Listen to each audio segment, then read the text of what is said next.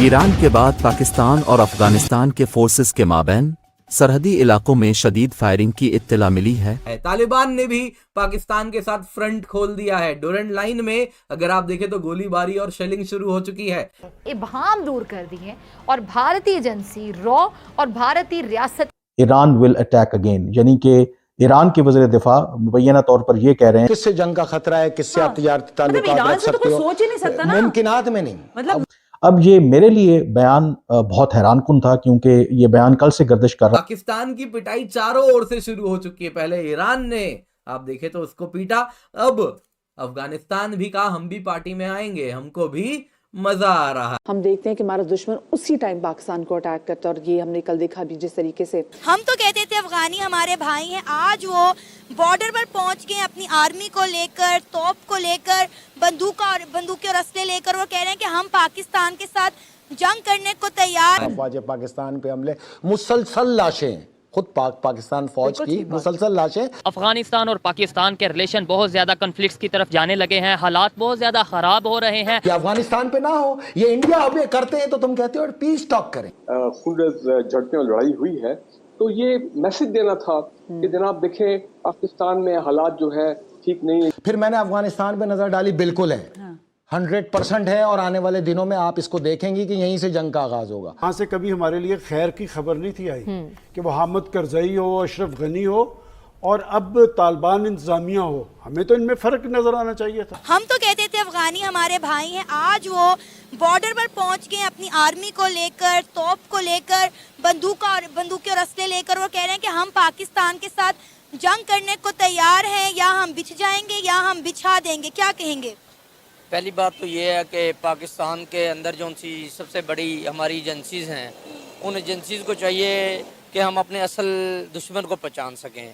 ہمارا اصل دشمن انڈیا جون سا ہے، وہ تو ڈائریکٹلی دشمن ہے ہی ہے، لیکن کچھ دشمن ایسے ہوتے ہیں جو منافق ہوتے ہیں۔ ہم لوگوں کو کشمیر کی بجائے، انڈیا کی بجائے جو جنگیں ہو رہی ہیں ان سے زیادہ خطرہ ان سے لاحق ہو گیا ہے۔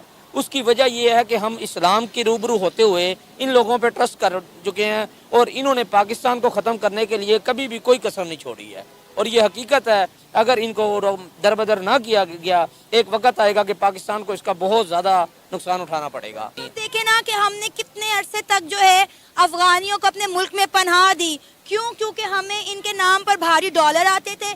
جب ہمیں ڈالر آنا بند ہو گئے، ہم نے انہیں افغانیوں کو ملک بدر کرنا شروع کر دیا۔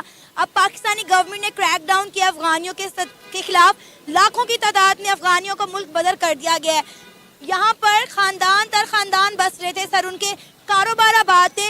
ہم نے کسی کے بارے میں نہیں سوچا، جو سالوں سے صدیوں سے پاکستان میں رہ رہے تھے۔ ہم نے کہا جی، ہماری گورنمنٹ نے کہا پاکستان میں حالات خراب ہونے کی وجہ یہ افغانی ہے، یہ افغانی ہمارے ملک میں دہشت گردی کراتا ہے، لہٰذا ان کے خلاف کریک ڈاؤن کرو، ان کو باہر نکالو۔ جب تک ہمیں ڈالر آتے رہے، ہم نے انہیں اپنے ملک میں پناہ دی۔ جب ڈالر آنا بند ہو گیا، ہم نے انہیں ملک سے نکال کر باہر پھینک دیا۔ میں یہی کہنا چاہ رہا ہوں کہ کچھ ہمارے نمائندے گندے ہیں پاکستان میں، خواہ وہ اس بات کو سنیں، مائنڈ کریں، لیکن ضمیر کی آواز یہی ہے۔ انڈیا کی راج ایجنسی نے ان کو سپورٹ کیا ہوگا، اگرچہ افغانی نہیں ہوں گے، یہودیوں نے ان کو سپورٹ کیا ہوگا، لیکن یہ لوگ بکنے والے تو ہیں نا جی۔ ان کا کون سا لبادہ ایسا ہے جو ہم لوگ پہچان سکیں؟ کبھی یہ اسلام کے نام پہ لبادہ ہے، کبھی یہ پاکستان کے خلاف ہیں، کبھی ٹی ٹی پی کے لحاظ سے یہ لبادہ اوڑے ہوئے ہیں۔ تو بہتر یہی ہے کہ ہم دو کو گنجائش دینے کی بجائے اس ملک کو نہ تباہ کریں، ان سب کو ختم کر کے واپس بھیج دیا جائے۔ سر اب وہ پہنچ گیا ہے نا افغان پاکستان بارڈر پر، افغان آرمی پہنچ گئی ہے اپنے توپے لے کر، اپنی ڈفرنٹ چیزیں لے کر، اسلحہ لے کر۔ وہ کہہ رہے ہیں کہ ہم کرنے کو تیار ہے پاکستان کے ساتھ جنگ، آؤ ہمارے ساتھ جنگ لڑو، یا ہم مار دیں گے یا ہم مریں گے۔